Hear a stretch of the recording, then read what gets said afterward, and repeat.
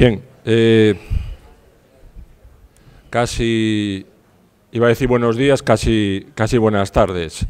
Hai dous temas que son favoritos dos más media cando se fala dos períodos máis recuados, dos períodos máis arcaicos da historia da humanidade. Un son os mamuts. Eu non sei cantos documentais, especialmente en América, en unha sesión, quizáis por eso de que os americanos dicen que o grande é bo, ou algo así, os mamuts certamente eran bastante grandes, e hai un montón de documentais sobre os mamuts, especialmente saídos do mundo norteamericano. Outro tópico favorito dos medios de comunicación masivos son os neandertais. Aos neandertais lles pasa un pouco que lle pasa aos asturianos con respecto aos galegos, que están tan próximos e tan lonxanos, non? Se sabe que os primos, irmáns, bueno, ás veces pasan cousas, non? Entón, temos esa relación curiosa dunha xente que está moi próxima a nós, moi próxima no tempo, moi próxima no espazo, que o comparten, durante polo menos un tempo, e ao mesmo tempo tan distintos morfolóxicamente, tan distintos en moitas cousas do seu comportamento, e ademais con ese, comillas, outro dos temas favoritos cando se fala da prehistoria, dos tempos máis recuados, que son os misterios. Sempre cantos documentais, o misterio de, a misteriosa desaparición, bueno, pois aquí neste caso tamén o misterio dos neandertais.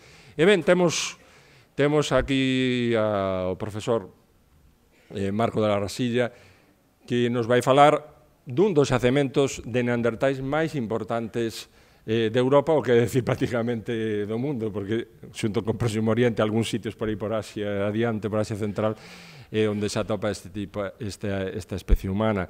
E en un número sorprendente, en unhas circunstancias moi interesantes que el nos relatará. Bueno, para os supersticiosos mencionar que son 13 ou 12 máis 1 os individuos que foron recuperados aquí na cova del Sidrón en Asturias. E xa sen máis, pois. Buenos días. Muchas gracias a la organización por invitarme, al doctor Fábregas por la presentación y por decir que me invitasen, naturalmente al Concello y a todos ustedes.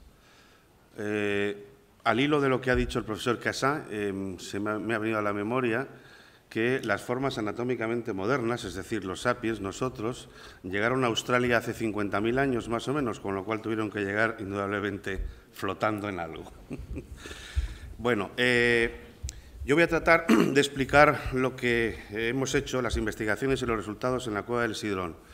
Es una cueva que, como decía el doctor Fábregas, en este momento, en relación con los neandertales, es la cueva singular de la península ibérica, fundamentalmente porque han aparecido, en este momento hay 2.529 entradas de inventario. Probablemente se amplíe un poco más porque hay unas costras, pero estaremos en torno a 2.600, con lo cual, verdad, en este momento no hay otra.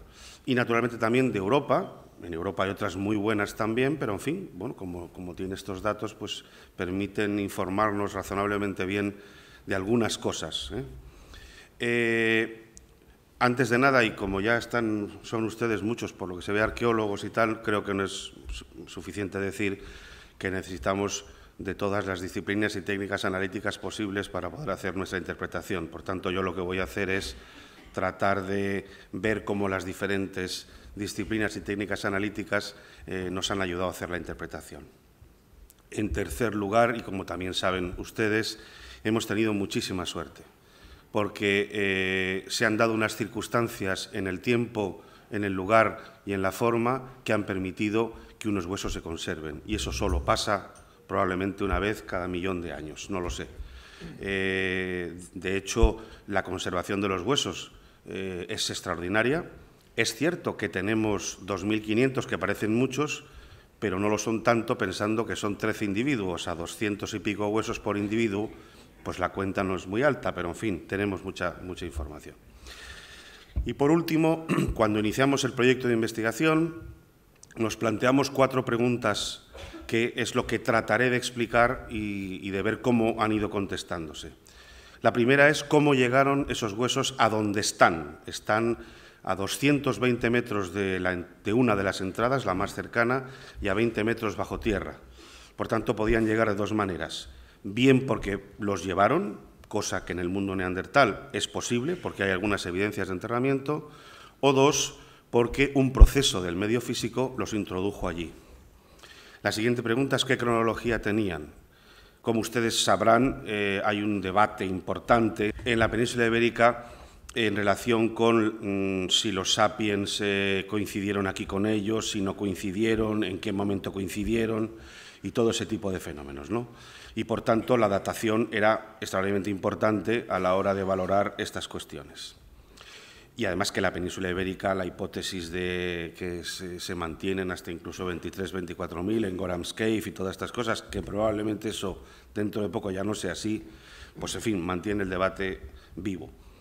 La siguiente cuestión era qué características físicas y paleobiológicas tenían esos restos desde todos los puntos de vista posibles.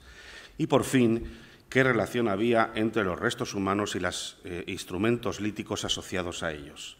Advierto que hay algo de fauna, pero la fauna hay muy poca, cuantitativamente hablando, y, por otro lado, no tiene en principio nada que ver con los restos humanos.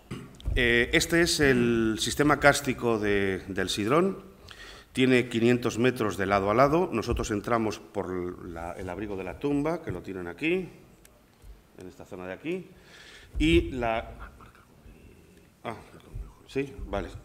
el lugar donde están los huesos es la Galería del Osario, que está aquí. Ven que hay 220 metros de una entrada a este lugar. Lo interesante de la cueva es que está formada en 2 tipos de roca distintos. Como ustedes saben, la caliza es normalmente la roca sobre la que se forman las cavidades y abrigos, en Asturias, sobre todo desde el centro de Asturias hacia el oriente, y luego ya Cantabria, etcétera.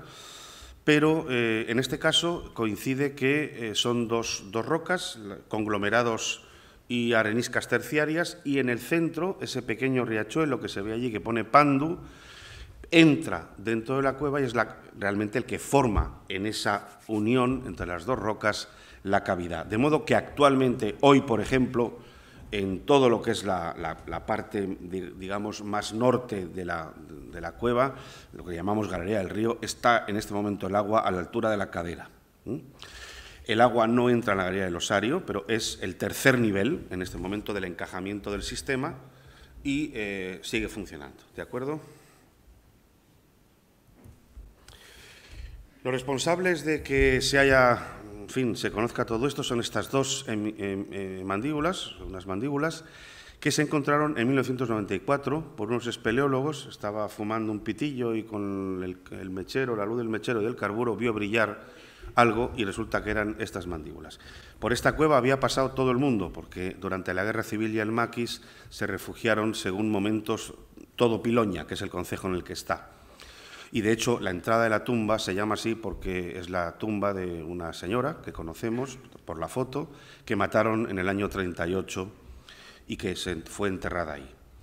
Bien, estas hemimandíbulas, precisamente porque podían pertenecer a gente de la Guerra Civil, se llevaron a la Guardia Civil al juzgado, el juzgado al Instituto Anatómico Forense, y cuando les tocó el turno, pues dijeron que no eran de individuos anatómicamente modernos, por tanto no de la Guerra Civil, y que podían ser neandertales, etc.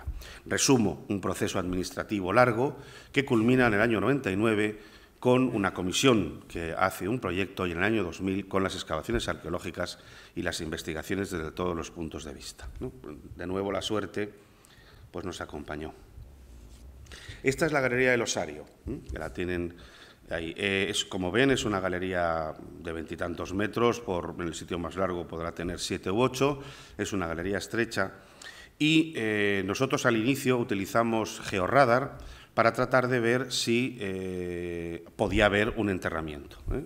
Básicamente los huesos primeros se encontraron donde está la flecha ahora mismo. Hicimos georradar y no hubo ninguna evidencia de algo que pudiera asemejarse a una fosa y empezamos a excavar. Al final, lo que ha ocurrido, empezamos a excavar en dos zonas diferentes, en la zona donde nos habían dicho que había huesos, y en estas zonas, visto que no había un enterramiento, el agua de escorrentía viene desde aquí, de sur a norte, y por tanto lo lógico es que hubiera entrado desde otro sitio, y lo lógico es en la línea de la circulación del agua.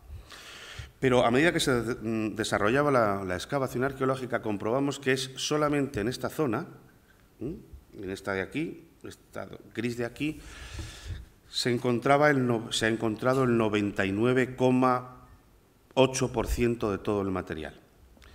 En el sector 4, a su izquierda, solamente han aparecido unos pocos restos, básicamente líticos. Por tanto, ya el planteamiento y, sobre todo, lo que estábamos viendo en la estratigrafía nos indicaba, por un lado, que esto venía de otro sitio y, por otro lado, al exterior, obviamente, y, por otro lado, venía por el techo. Como en geología, normalmente los cantos no llueven, había que demostrar con toda claridad que esto había llegado desde el exterior, pero por arriba y no por el cauce natural, digamos, de la circulación del agua. No es fácil porque en una cueva ustedes sabrán que hay unas variaciones de facies laterales enormes y, bueno, tuvo que demostrarse y excavarse por sectores de 33 centímetros para hacer una tomografía estratigráfica que nos ha podido ya definir el modelo de relleno. Bien, por aquí se entra. En la guerra volaron algunas de las partes para intentar que la gente quedara cerrada, pero bueno, entramos por aquí. Y esta es la famosa Galería del Osario. Desde las dos señoritas que están detrás hasta un poquitín más adelante, es decir, en esta zona, es donde han aparecido 2.529 huesos más o menos y en torno a 300 herramientas líticas. Muy poca fauna y todo concentrado aquí, lo cual es muy interesante para explicar cómo llegaron. Esta es la Galería del Río. En este momento el río está a la altura aproximadamente de esta mesa de aquí, y aquí es donde, bueno, pues hay un lavadero ahí atrás, en fin, las actividades normales arqueológicas a una temperatura de unos 13 grados y a una humedad que normalmente ronda el 100%, con lo cual, bueno, supongo que es igual de bueno o de malo que el que está a 40 grados o sencillamente lloviendo sin parar en el exterior. Bueno, aquí ven la actividad, sobre todo el barro es consustancial. Y aquí podemos ver un poco cómo es la estratigrafía para que pueda entenderse. Se observan aquí, digamos, estratigrafía tipo, porque hay variaciones, como ya he dicho, tenemos una alternancia de episodios de baja energía y episodios de alta energía. Como ven aquí, este es un episodio de baja energía, son arenas, limos. Hay un episodio el 2 de media energía, hay gravillas, y a continuación el 3 es un episodio de alta energía, claramente, y el 4 de nuevo de baja energía. Es en el 3 donde aparecen los huesos. Luego estábamos viendo que, coincidiendo con el nivel donde aparecían los huesos, el proceso físico responsable de su introducción era un episodio de alta energía. Con lo cual significa que estuviera donde estuvieran los materiales en el exterior, algo brusco y fuerte fue el que los introdujo hacia el interior, ¿de acuerdo? De modo que ya fuimos perfilando claramente cuál era este proceso. Adicionalmente, bueno, aquí tienen, básicamente los huesos aparecen en este nivel 3, hay algún encostramiento, hay alguno que aparece un poco por el nivel 4 en la parte baja, pero están asociados directamente aquí. Aquí verán, hablaremos luego, hemos hecho todo tipo posible de dataciones para datar los huesos, algunas dataciones sobre sedimento, como el OSL, racemización de aminoácidos, carbono 14, porque hemos podido llegar, aunque en el límite, electrospin resonancia, también hay uranio torio y también paleomagnetismo. El problema del uranio torio es que el agua del sistema tiene mucho torio, luego hay contaminación, hay mucho detrítico también en los espeleotemas y, por otro lado, el paleomagnetismo da positivo, con lo cual no podemos saber dónde estamos. Es interesante, hago referencia al OSL, porque enmarca muy bien el sándwich entre el nivel 1, que estaría en 46 y pico, más o menos 5.200, creo, no lo leo bien, y 28.000, 30.000 el 4, con lo cual estos restos tendrían que estar en torno a ese sándwich. Bien, ahí ven la estratigrafía más o menos y comprobarán cómo el nivel 3 es un episodio de alta energía frente al 4. En el 4 son laminaciones de arcillas, de arenas, de limos, y en cambio el 3 es un caos de bloques, etcétera, etcétera. Si observan, esto es muy bonito, esto es un maxilar que veremos luego que se está comiendo ese canto negro. Bueno, creo que es suficientemente ilustrativa esta estratigrafía y verán las variaciones de facies que hay entre zonas. Puede que entre una y otra zona haya 33 centímetros de diferencia, ¿no? Pero, en fin, al final sí ha quedado claro cuál es el proceso. Es un proceso de alta energía, lo que significa que viene desde el exterior. ¿Y qué ha pasado? Vamos a ver. Bueno, aquí ven también diferencias.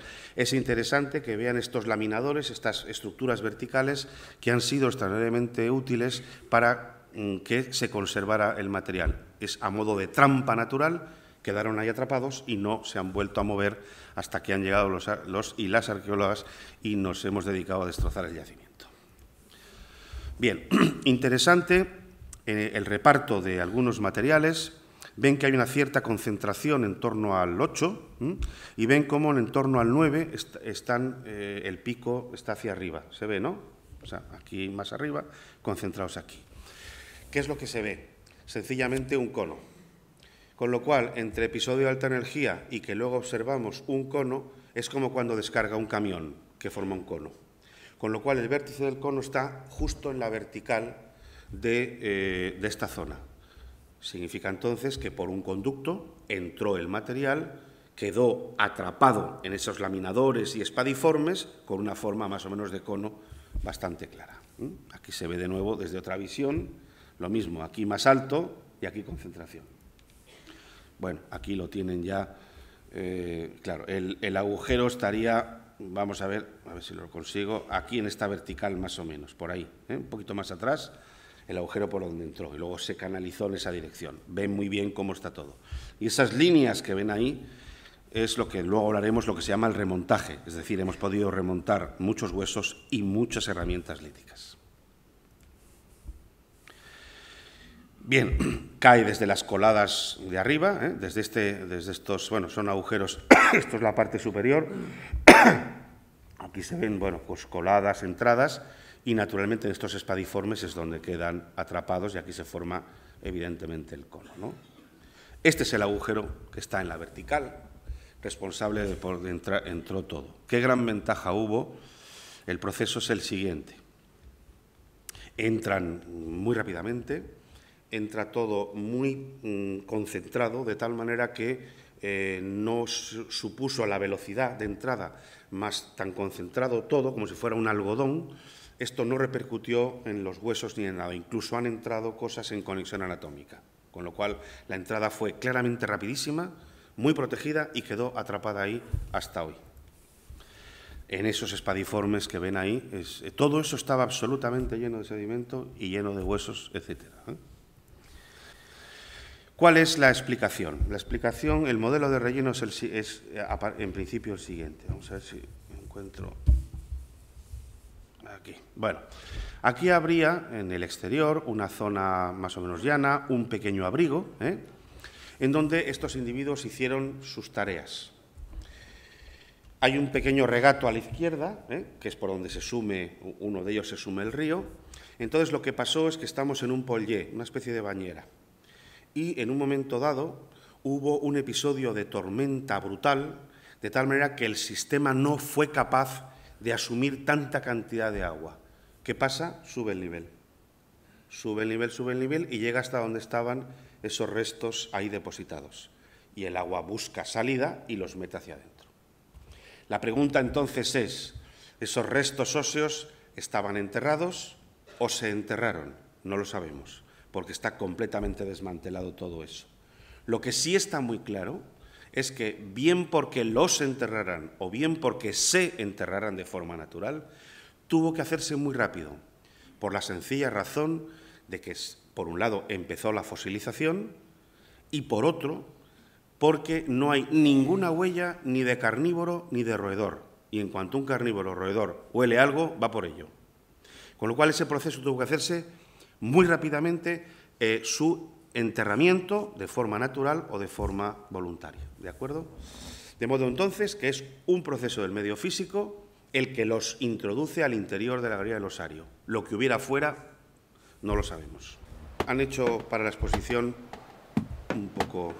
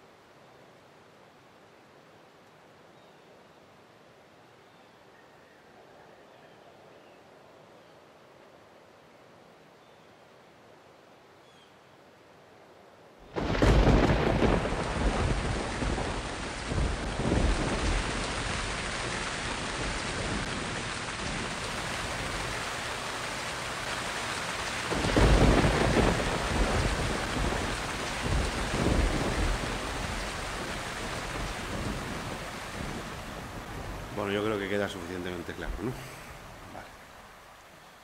Le doy aquí. Vale. Bueno, ya tenemos contestada la primera pregunta. Llegaron por un proceso del medio físico vinculado a ese asunto. Esos golpes que daban, lo adelanto ya, estaban canibalizando. Bueno, ya veremos posibilidades. Segunda, cronología. Bueno, la cronología aquí ha sido interesante porque a la vista de las circunstancias lo datamos mediante carbono 14. Primero lo enviamos a un laboratorio y nos dio 10.000, 11.000. Por tanto, hubiéramos podido decir que aquí en la península ibérica los neandertales habían llegado hasta el 10.000, hasta el Holoceno. Bueno, algo fallaba. Los mandamos a Beta y nos dieron pues 34, 37, 40. Dios mío, estábamos en el debate absoluto del proceso. Pero resulta que en el año 96, cuando se descubren los huesos, habían enviado una muestra al laboratorio de Guves-Surivet en París. Y nos enteramos, bueno, como aquello había quedado parado por la cosa judicial, pero nos enteramos que había dado una fecha de 49.000. Bueno, dos, una de 48 y mucho y otra de 49. Y dijimos, Dios mío, si hay una fecha más antigua, evidentemente será más fiable. Hace poco tiempo, Oxford inició un proyecto europeo enorme de datación precisamente para conocer la extinción neandertal, lo que si, en fin, el tiempo que estuvieron coincidiendo o no, que ha sido un artículo que salió el año pasado, no sé si lo habrán visto en Nature, donde un montón de yacimientos europeos han sido datados, tanto el Paleolítico Medio como los inicios del Paleolítico Superior, y bueno, han sido muy interesantes resultados. Y en relación con la península ibérica, pues ha habido una cierta modificación de la cuestión, porque muchas dataciones que estaban dando 38.000, 39.000, 40.000 para el musteriense, para el Paleolítico Medio, que es donde estamos, pues resulta que eran más antiguas. El problema, como todo, es un problema de contaminación, de lo que hablaré un minuto después. Pero, en definitiva, Sidrón fue datado también por Oxford y entonces dio una fecha de 48.800 y pico. De tal manera que las tres fechas, las dos de Guves-Surivet y la de Oxford, centra la datación en torno a 49.000 años antes del presente. Por tanto, no estamos en absoluto en la discusión, en ese debate, para nada, pero sí es interesante, aquí se ha detectado muy bien los problemas que puede tener la contaminación para dar dataciones erróneas. No es que el sistema esté mal, sencillamente la datación es errónea y la interpretación que hacemos los arqueólogos a partir de esa datación es la que puede tener problemas. ¿De acuerdo? Bueno, por tanto, 49.000. El OSL engarza bien, la racemización también y el electrospin. Por tanto, es perfectamente razonable que estemos ahí. Hemos tomado muestras en todos estos sitios. Ha habido muestras, tres sistemas de datación distintos sobre un mismo hueso. Queríamos estar seguros de que no había contradicciones, sin decirlo, a los laboratorios. Bueno, aquí tienen toda la saga ven aquí 10.000, 11.000, ven luego, estos son la BSL, bueno, las que pone beta, son las de 38, 37, ven aquí las dos de GIF-SURI-BETA arriba, 48.500, 49.200, y luego la de Oxford, que es 48.400, y la ponderada. ¿Qué es lo que ha pasado? Sencillamente que tanto GIF-SURI-BET, que utiliza un pretratamiento de la muestra con nimidrina, como Oxford, que utiliza un pretratamiento de la muestra con ultrafiltración, le han quitado una buena parte de la contaminación por carbono 14, que lo que hace es rejuvenecer las fechas. Ahí ven, un poco el proceso. A tanto por ciento de contaminación, las fechas van juntándose, de tal manera que tienes una banda de 30 a 40.000 que, como tenga contaminación y no se quite, te lleva prácticamente todo ahí. Entonces, es interesante el debate porque los laboratorios, lógicamente, están ahí apretando a ver si afinan más. De modo que, bueno, está claro que la contaminación es un problema, que hay que tratar de resolverlo y, bueno, y a partir de ahí tomar decisiones. De momento, entonces, la segunda pregunta se contesta, 49.000 antes del presente aproximadamente. Bien, estamos en el musteriense, por tanto, tenemos herramientas hechas en piedra, pero aquí lo interesante son dos cosas, el tipo de sílex y el remontaje. ¿Qué significa esto? En Asturias, como quizá aquí también, pues hay problemas para tener materia prima. Aquí peor, ¿no?, que allí. Y entonces el sílex, que es normalmente, y si se puede, la materia prima que se utiliza fundamentalmente porque en la escala de Mohs está en el número 7, por tanto, aguanta bien el trabajo y se talla muy bien. Pero cuando hay problemas con el sílex, porque no hay mucho, porque no hay betas, es de peor calidad, etcétera, se buscan alternativas. En Asturias, por ejemplo, la cuarcita es una materia prima significativa en las colecciones arqueológicas. Tenemos sílex. Lo interesante es que se conocía este sílex en la zona de Piloña. Piloña está como en el centro de Asturias, en la zona interior, centro, entre el mar y la montaña y de lado a lado, ¿no? Pero no se le había incorporado a la investigación arqueológica. Por otra parte, saben también como yo que mientras en Francia el tema de las materias primas líticas y, por supuesto, otras cosas lleva muchos años funcionando, en la península ibérica empezó desde el 2000 y poco, realmente, con lo cual estamos en ello, ¿no? Bueno, resumiendo mucho, al final hemos encontrado el Carrefour de materia prima de sílex, el mejor de Asturias. Está en una zona pequeña, entre Colla y Millares, vamos, son dos poblaciones no muy lejanas, y es el sílex de mejor calidad y el más viajero, porque se ha encontrado también en Cantabria, probablemente en País Vasco, puede que en León, y también se ha encontrado sílex de otras zonas en Asturias, obviamente, ¿no? Y, por tanto, está dando muchos datos. Ahora mismo este sílex hay que incorporarlo cuando se estudian materias primas en colecciones paleolíticas y pospaleolíticas. De hecho, en el museo Miguel tiene unas puntas de flecha que están hechas con sílex de Piloña. O sea que en la memoria prehistórica asturiana, al menos, este sílex es conocido. Tanto es así que está sobreexplotado. No conseguimos encontrar un buen sílex de Piloña para poder hacer experimentación, con lo cual estamos a ver qué hacemos. Bueno, industria de lascas, una punta Levallois absolutamente clásica del musteriense, denticulados, una punta de Tallac, en definitiva un doble denticulado. Y aquí tenemos el sílex de Piloña, que realmente lo hemos puesto en valor a raíz de las investigaciones en el Sidrón. Es un sílex cretácico, es esta banda que está aquí, y que se incorpora al sistema y está en los conglomerados terciarios. Y de ahí, bien los cogen de los conglomerados o bien de la alteración de la caliza, los van cogiendo poco a poco. Bueno, este está dentro de la cueva. Y estos son los ejemplares del sílex de Piloña, es de un color amarillento, si no está alterado, y es de bastante buena talla. Por tanto, es lógico se encuentre en varios sitios. Y aquí tenemos las zonas de sílex, la zona de Oviedo, que está aquí, tenemos el sílex de Piedramuelle, que es el que está más cercano, es un sílex malo, tiene bastantes impurezas, el Sidrón con Piloña, y aquí la zona del oriente, donde hay sílex paleozoicos, el gris de montaña, de caliza de montaña, el negro de caliza de montaña. Comprobarán que en todos los sitios, lógicamente, hay más del sílex local, en este caso paleozoico aquí y Piedramuelle aquí, que es terciario, pero siempre hay piloña. Con lo cual es el sílex viajero, el trazador litológico de esta zona. Segundo, remontaje. Hemos podido remontar un 20% del material, con lo cual es uno de los yacimientos del mundo donde se ha podido remontar más. No significa nada, sencillamente está muy concentrado y se explica por lo que allí ha pasado, que se lo diré al final como resumen del proceso. Pero estos remontajes son muy interesantes porque nos han permitido valorar, pues efectivamente, que toda la colección tiene una entidad y la herramienta está indisolublemente asociada a los huesos, porque todo entró junto y, por tanto, toda la actividad la hicieron a la vez. Es decir, es un proceso expeditivo, rápido, puntual, cosa que en arqueología no es fácil que ocurra, ver una fotografía tan precisa y detallada de un fenómeno, ¿no? Se remontan, bueno, por ejemplo, esta pieza me parece que tiene 20 y tantas piezas remontadas. Y tenemos que seguir. Ahora que ya ha terminado todo, veremos a ver, ¿no? Bueno, tenemos entonces ya cómo llegaron, las herramientas que utilizaron con esos dos asuntos interesantes y ya tenemos la cuestión de los restos óseos. Bueno, esto lo pongo sencillamente para que vean que ya lo saben más que de sobra.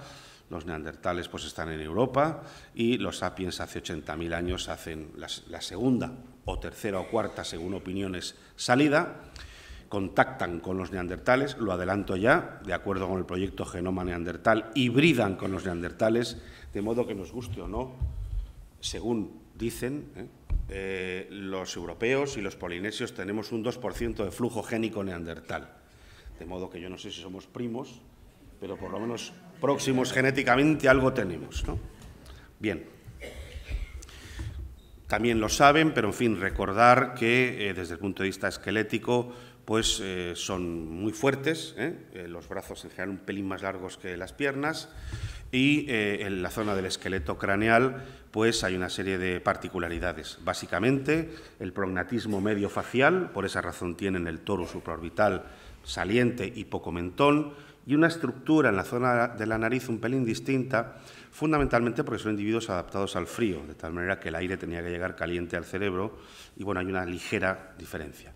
La inserción del ramus, del hueso mandibular, es una inserción particular adaptada a esa fuerza, y luego en la zona de aquí es lo que se llama el espacio retromolar, es decir, un hueco entre el diente y el hueso, cosa que nosotros no tenemos y ya quitan la muela del juicio a casi todo el mundo y a los niños hay que ponerles aparatos para que abran la boca porque si no los dientes no entran, ¿no? Bueno, y luego está el famoso chiñón o saliente occipital aquí,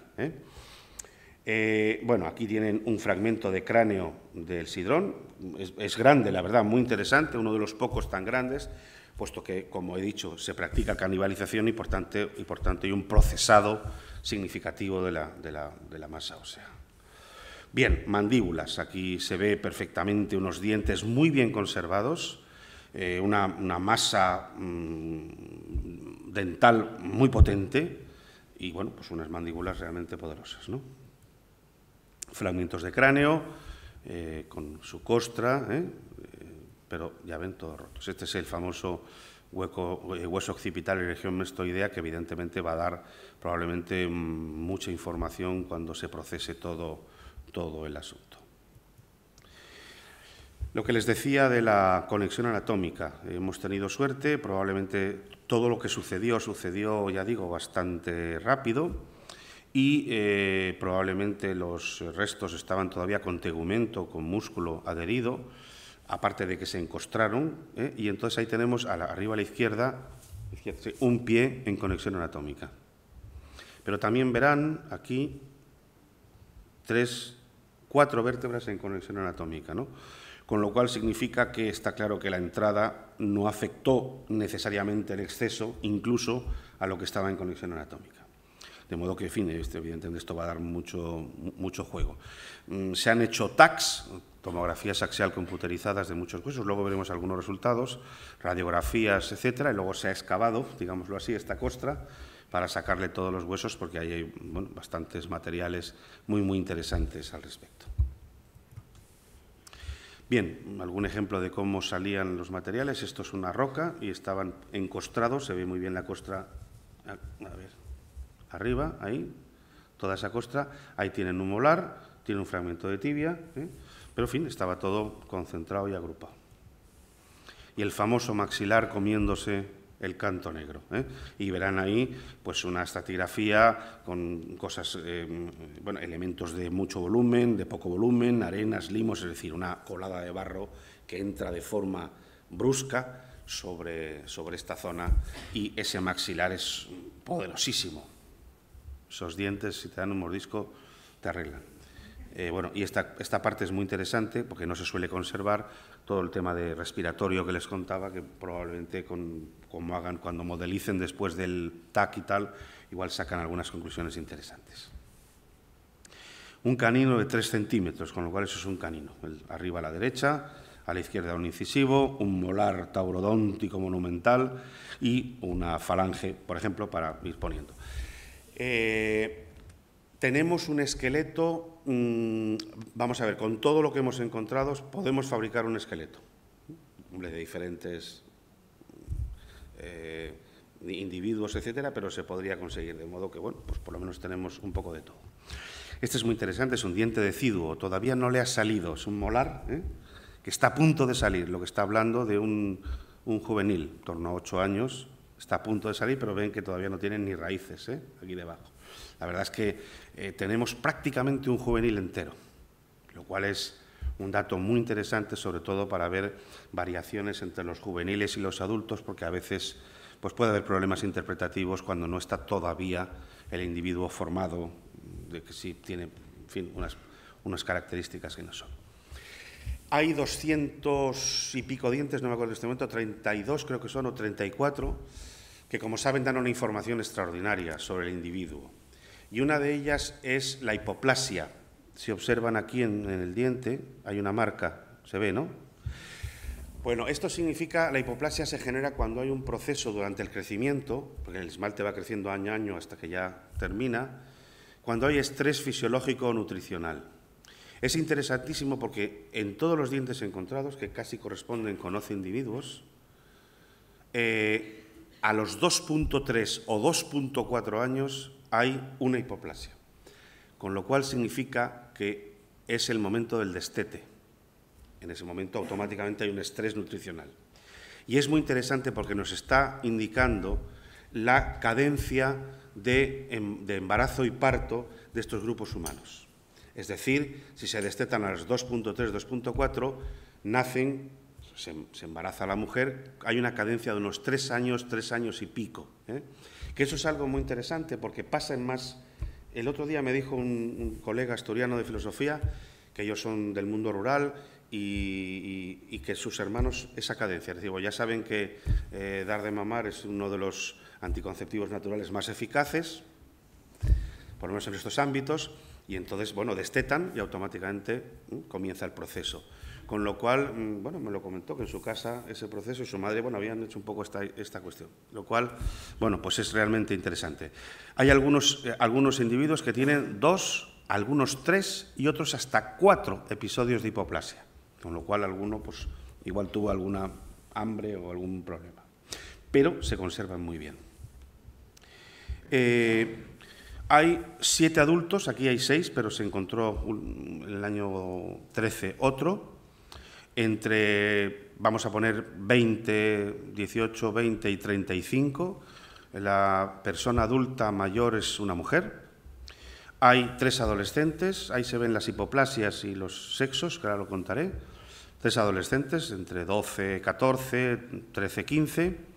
2 juveniles. Está cambiado. Bueno. 2 juveniles y un infantil, es decir, un infantil, 2 juveniles, 3 adolescentes y 7 adultos. Los juveniles están entre 8 y 10 y el infantil, pues 2-3 años, con lo cual ha habido mucha suerte porque un infantil, el hueso es muy blando y la verdad difícil de encontrar. Y ahí ven pues algunos de los huesos, sobre todo los dientes que se han podido asociar a cada individuo, ¿no? Y los episodios de hipoplasia. Tenemos entre los adultos 3 mujeres y 3 hombres. Uno no sabemos el sexo Entre los adolescentes hay un individuo masculino, uno que puede ser femenino y uno que no se sabe, juveniles uno masculino, uno que no se sabe y el infantil no se sabe. Pero, en fin, tenemos un grupo de distintas edades y de distintos sexos. Luego la genética nos dirá alguna otra cosa más. En relación con la estatura, a partir de los números de 6 individuos adultos, porque el séptimo no tenemos el número y ya digo, se encontró más tarde, tenemos hasta el momento el individuo neandertal más bajo del mundo mundial. No significa nada, porque va a aparecer alguien más bajo, pero bueno, en este momento está aquí. La media 1,64, muy normal para neandertales clásicos, y el más alto o la más alta del sidrón tiene 1,73. Con lo cual, bueno, pues normal y sin problema. Se habrán preguntado cómo hemos identificado los 13 individuos. Bueno, pues se ha identificado una parte importante a partir del primer molar inferior izquierdo. Como solo tenemos uno, me parece que en 10 casos hay 10 molares inferiores izquierdos, luego automáticamente son de 10 personas diferentes. Y luego ya, pues si es el infantil por infantil y bueno, por otro tipo de elementos, de modo que tenemos bastante claro que son 13. Bueno, por fortuna. Nos falta lo intermedio, si se dan cuenta, los juveniles son de 8 en adelante y el infantil 2-3. Nos queda el de en medio. Alguien de no sé, de 6 quizá. Bueno, pero bueno, no vamos a tenerlo todo, tampoco es eso. Bueno, ha sido muy interesante también lo que llamamos las estrías culturales. ¿Vamos bien? Sí. Bueno, podemos ir más tranquilos. Vaya un poco como una moto, pero bueno. ¿Qué significa esto? Significa que se han identificado en los dientes huellas de haber utilizado la boca como tercera mano, cosa que lo hacemos nosotros también. Y esas informaciones han sido muy interesantes, porque son de la actividad no masticatoria. La actividad masticatoria deja otro tipo de cosas. Por cierto, se acaba de leer una tesis precisamente sobre los dientes y parece ser que la comida, digamos, más habitual de las dos tres últimas semanas de los individuos era carne. Bueno, si se canibalizaban será carne, ¿no? Bien, ¿qué dicen las estrías culturales? En 11 casos, las estrías van de aquí a aquí, con lo cual significa que eran diestros, porque van de aquí a aquí. Y eso es interesante porque, de alguna manera, esa realidad también la tienen los neandertales como las tenemos nosotros, que hay más cantidad de diestros que de zurdos. Aunque es verdad que antiguamente se les reprimía brutalmente a los zurdos y ahora hay más zurdos de los que había antes, pero, en fin, eso es así. En segundo lugar, uno de ellos, uno de los varones adultos, tenía un problema. Y es que el canino izquierdo se le había quedado el canino de leche. El canino de verdad lo tiene aquí, se ha visto en el TAC. Y además eso parece que es genético, porque a otro de los adolescentes le pasa lo mismo, lo que pasa es que quedó ahí. ¿Qué ocurre? Que lo que se ve en esta cuestión es que ese individuo le dolía el diente cuando usaba la mano como tercera mano y entonces se volvió zurdo. Lo cogía por aquí y hacía así. Y en ese individuo vemos que tiene estrías en esta dirección y por encima en esta. ¿Vale? Luego fue zurdo porque no le quedó más remedio, aparte de que tuvo un quiste en condiciones. Este paisano lo pasó mal. Bueno, son interesantes aquí las melladuras también en los dientes, producto, pues lógicamente, de manipular las herramientas o lo que fuera. Pero lo más interesante que ha aparecido es que se ha encontrado una distinción en las huellas entre hombres y mujeres, no solamente del sidrón, sino también se han visto restos dentales de Spy en Bélgica y de Loctus en Francia. Y lo que se ha visto es que las mujeres tienen las estrías más cortas y los varones más largas. Y que las melladuras, las mujeres las tienen en la dentición inferior y los hombres en la dentición superior. Con lo cual hay algún tipo de actividad o de actividades que dejan marcas distintas. Bueno, división sexual del trabajo, pues bueno, eso es una cuestión que se ha planteado como una posibilidad. Hay algún elemento que podría añadir alguna cuestión. La prensa ha salido hace muy poco, igual lo han visto, pues sí, bueno, pieles y en fin, las herramientas las afila tanto un hombre como una mujer. Pero bueno, se están buscando posibilidades, pero realmente es muy interesante. Es verdad también, como apuntaba una doctora que trabaja en Atapuerca, que a lo mejor la fuerza puede intervenir, pero está claro que esa distinción nos está diciendo algo de algún tipo de actividad preferente en unos casos y otros, ¿no? Habrá que ahondar y habrá que intentar explicar qué actividades pueden ser, pero realmente esas diferencias son muy interesantes. Bueno, también ha aparecido cálculo dental, sarro, y se han hecho las alquimias pertinentes. Entonces, en esas alquimias, entre otras cosas, se ha visto que vivían en un ambiente con humo. Bueno, el fuego estaba domesticado, por supuesto. Comían algún tipo de cierta cocina en la comida, aparte de que pudieran comer también a pelo. Y dos cosas muy interesantes. En el individuo que tenía el quiste y que le dolía, se encontraron huellas de bitumen, de brea, lo que significa que ese individuo manejó brea. La brea puede venir de las pizarras bituminosas, que las tenemos cerca. Alguien que haya visto la pizarra bituminosa alterada la toca y es como alquitrán, para entendernos, ¿no? Con lo cual es muy posible que ese individuo manejó esa brea para enmangar los materiales. Y probablemente, bueno, pues un poco el técnico del grupo. Si estás en comunidad no muestres habilidad, pero vamos, en este caso probablemente pues no le quedó más remedio. Y luego en otro individuo, en este caso una mujer, aparecieron restos de camomila. Se ha hablado como ejemplo de plantas medicinales, no es raro. De hecho, los animales se purgan, la gente en el mundo rural conoce perfectamente las propiedades de las plantas, y no olvidemos la tumba de Sanidar, donde había pólenes de diferentes plantas, de diferentes colores, y algunas de las cuales se utilizan en la farmacopea tradicional iraquí todavía, con lo cual, bueno, es perfectamente posible. Pero también se puede añadir el hecho de que la camomila tenga tanino, tiene taninos, y los taninos se usan para la piel. Por tanto, bueno, podemos asociar, esa fue la razón por la que se planteara la posibilidad de que, como está en una mujer y como son esas diferencias, igual el trabajo de la piel estaba más focalizado en esa dirección. Pero bueno, con matices y con tranquilidad, pero sí está claro que hay esas diferencias interesantes. También se ha visto en otro fragmento de sarro huellas de fibra vegetal de una conífera. De hecho, también se han encontrado entre los dientes surcos interproximales, es decir, igual que los dentistas nos dicen ahora lo del interproximal para limpiarse y no tener todo tipo de males, pues esta gente cogía sus palillos, que también en Atapuerca se había visto. O sea que vale, perfecto, pues en el sarro también ha quedado alguna huella.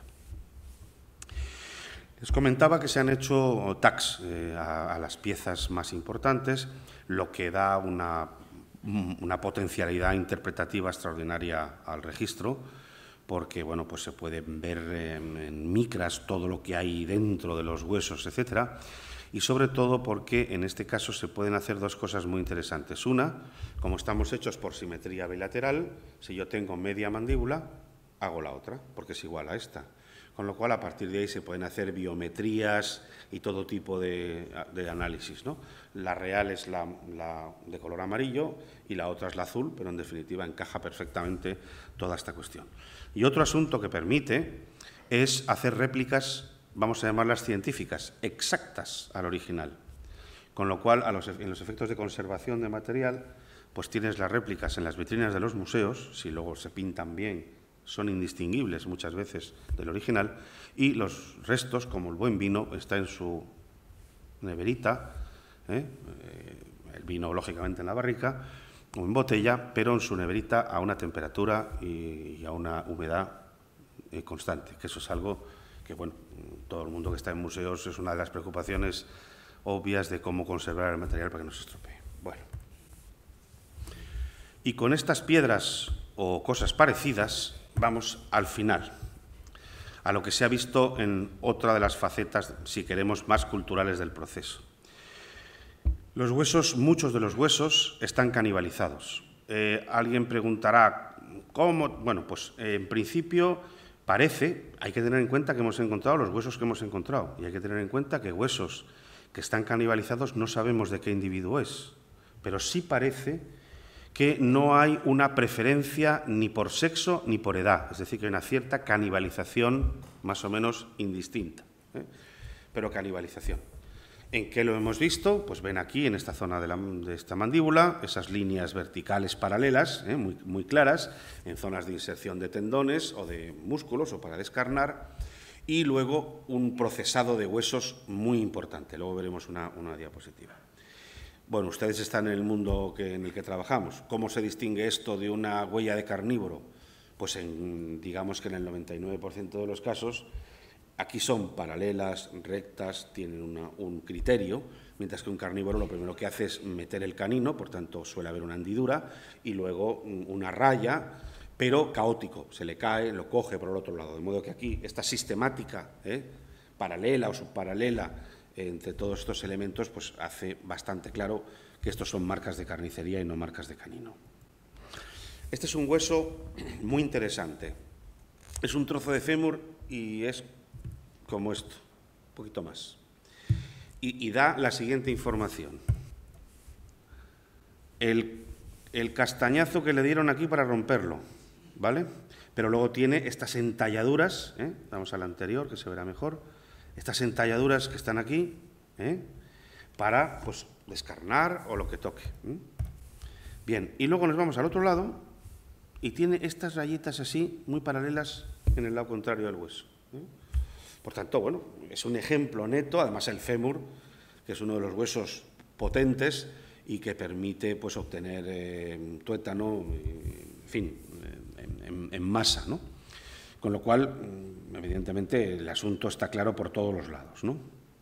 También tenemos aquí, rompen otro tipo de huesos, hacen un golpe, un par de golpes, se ven bien los canales de Haber y, bueno, sacan el tuétano y todo lo que corresponda. Exocanibalismo, es decir, otros individuos canibalizaron, endocanibalismo, ellos se canibalizaron, ritual, por hambre. Bueno, si es de dentro o de fuera, la verdad es que es difícil contrastarlo. No hay ningún dato en este momento que apunte a algo ritual. Si hubiera habido un enterramiento, pues puede ser. Si fuera, a lo mejor los pudieron enterrar, también puede ser. Pero en este momento es todo muy claro hacia algo muy expeditivo, muy rápido y muy corto en el tiempo. Con lo cual, una posibilidad es que quedasen atrapados dentro.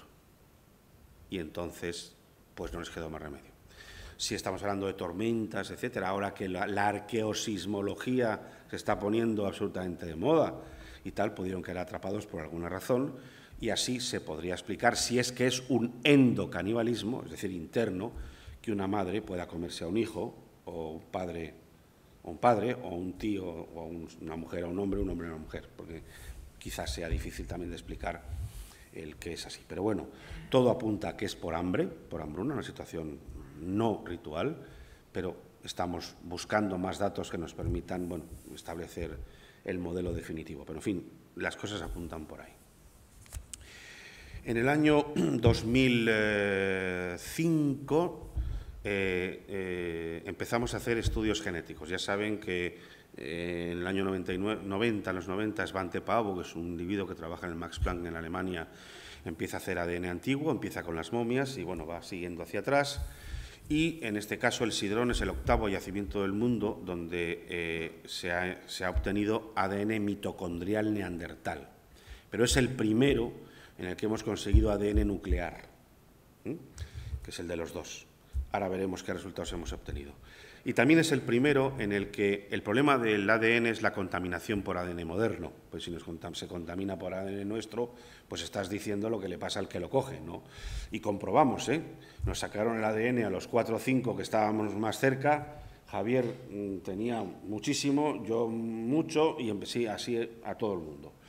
Y lo que se decidió fue vestirse el traje estéril. Entonces, lo que se hace es cuando se asomaba un hueso que podía ser posible, Se iba todo el mundo, se vestían 2 personas de astronautas, se esterilizaban la herramienta, pasaba todo el hueso con la tierra y todo a una bolsa y lo metemos en una nevera a menos 20 grados.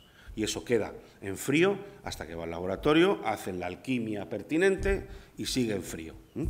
De modo que es verdad que ya se ha quitado la contaminación humana, vamos, por ADN moderno. Y por otro lado, mucha de la contaminación bacteriana, que si estás abriendo la bolsa, tocándola, metiéndola en no sé dónde y no sé cuánto, pues al final cuando sale el churro de letras, salen las letras del paisano o la paisana y de todas las bacterias del mundo mundial, que hay que borrar por bioinformática. Solución, pues esto te elimina muchísimo problema. Bueno, de modo que pues es una fórmula y aquí se aplicó porque todos los años sacábamos huesos, o sea que se hizo en ese sentido, ¿no? Bueno, el laboratorio hacen la alquimia pertinente y estas son pues todas las cosas que se han visto muy rápidamente. ADN mitocondrial, los genes nucleares, lo interesante es que la mujer mayor es pelirroja. Rosia, en Asturias además ser pelirrojo pues te da un cierto pedigrí, con lo cual pues estuvo muy bien. Ya no tenemos solamente que es una mujer que tiene 30 y tantos años, sino que es Rosia. Con lo cual, ya el aspecto del proceso en un grupo familiar y tal. Luego veremos otra cosa interesante. Bueno, el FOXP2 hay una mutación en el gen responsable de la base neuronal del habla, que se pensaba que solo la teníamos los modernos, nosotros, pero también la tienen los neandertales y, por tanto, el ancestro común. Pregunta, ¿lenguaje complejo? Eso es otro tema, pero por lo menos ya estamos en buen camino. Uno de los individuos tiene el grupo 0, variante 01, cosa que se pensaba que teníamos solo nosotros, pero que también la tienen los neandertales. Y se le ha detectado el gusto amargo a uno de ellos. Pues bueno, pues que ese tenía como a la mitad, con lo cual necesitaba más comida amarga para darse cuenta, pero en fin, lo tenía. Desde el 2007 formamos parte del proyecto Genoma Neandertal, que yo creo que está ya el borrador entero y del que van a sacar muchísima información. Bueno, el cromosoma 21 va a salir enseguida y cosas de ese estilo. Los harán funcionales también y todo, ¿no? Y específicamente en conocer qué genes se diferencian entre los neandertales y los humanos modernos. De momento creo que van 92, asociados a todo lo que leen ahí, desarrollo esquelético, fisiología, etc. Pero muy interesante las funciones cognitivas, tipo autismo, esquizofrenia, que a lo mejor da algún tipo de dato. Mitogenoma. Se ha obtenido el ADN mitocondrial de esos 4 yacimientos. Feldhofer, Alemania, Vindilla, Croacia, Mezmaishaya, Rusia y Sidrón aquí. Por tanto, norte, sur, este y oeste, a distancias muy largas. ¿Qué se ha visto? Una EVA mitocondrial hace 110.000 años. Es decir, las 4 muestras tienen una tatarabuela común, con lo cual un embudo genético. Segundo, muy poca variabilidad genética. Y tercero, unos niveles de población baja. Si vamos a explicar la extinción neandertal, habrá que contar con esa idea, al margen de otras. Y luego la familia del sidrón. Se han hecho el ADN mitocondrial, los linajes de 12 individuos. El 13 todavía no se había encontrado cuando se hizo. ¿Y qué es lo que vemos? Que las 3 mujeres adultas tienen 3 linajes diferentes, A, B y C. Y 6 masculinos están asociados con el linaje A, concretamente la mayor pelirroja. Ninguno con el B y 3 con el C, de los cuales uno es masculino y otro es el niño. Esto significa patrilocalidad, es decir, las mujeres son las que se mueven y los varones están más estables en el territorio, cosa que en sociedades cazadoras-recolectoras es frecuente en un 80% de los casos. Se mueven o las mueven, pero están más estables. Se va a intentar ver el estroncio en los dientes, porque el estroncio también te dice de dónde vienes, en cierta medida, con lo cual si se ve estroncio distinto en las mujeres apoyaría esta cuestión, ¿no? Pero vamos, eso es así. Se está ahora tratando de ver el emparentamiento, o sea, que si madre, padre, tío, tía, con lo cual va a ser muy interesante si podemos afinar. Parece lógico pensar que la mujer C, pues si el infantil está asociado con ella, pues que sea la madre, pero bueno, y en eso estamos. Y se está haciendo mucha más alquimia, de modo que veremos en genética un montón de cosas más. Pero en fin, en definitiva, lo interesante es que es un grupo que se produce una canibalización, que tiene unas herramientas que las cogen de la zona, de un sílex que está allí, y bueno, ya va dando forma un poco a lo que quería llegar. Bueno, aquí se ve también como el material, tanto el hueso como la piedra, forma un cono, por tanto viene de fuera en este caso. Bueno, los remontajes de nuevo. Los yacimientos más significativos de Musteriense, Paleolítico Medio en Asturias, desde la zona central hasta la zona oriental, todos en cueva, en este caso, en el corredor interior. De modo que, ¿qué película hay? Sencillamente, ¿cuál es el modelo actualmente? Teóricamente es un grupo emparentado y lo que se produce es que cogen materia prima de la zona, la trabajan, la utilizan para el procesado de sus congéneres, la dejan junto a los restos humanos y, en un momento dado, esos restos entran de forma expeditiva al interior de la galería, donde quedan y los encontramos nosotros. Hemos tratado de buscar, de llegar al exterior para ver si había más restos, si podía haber enterramientos, pero no hemos podido llegar porque está absolutamente todo desmantelado. Todo apunta a que probablemente lo más viable es que se quedasen atrapados y entonces, bueno, pues no les queda más remedio que como los del avión uruguayo en los Andes. Pues oye, no queda más remedio. Por cierto que los uruguayos en los Andes empezaron a comerse a los pilotos porque no les conocían, porque era un equipo de fútbol americano. Bueno, esa es una posibilidad que veremos a ver. Pero, en fin, todo de modo que lo que tenemos es una fotografía absolutamente puntual, cosa que en arqueología no es fácil poderlo encontrar, de un evento físico, cultural, en un ámbito cronológico muy determinado, con personas pelirrojas, emparentadas, uno tenía el grupo cero, uno le dolía el diente que aburría, manejaban el proceso, había distintas formas de trabajo, etcétera, etcétera, ¿no? Por tanto, la verdad es que hasta el momento, y todos los elementos que den ahí información, porque la genética va a seguir, por supuesto. Nosotros vamos a mirar las huellas de uso en las piedras a ver si podemos sacar algo más y, bueno, los restos óseos, por supuesto que también.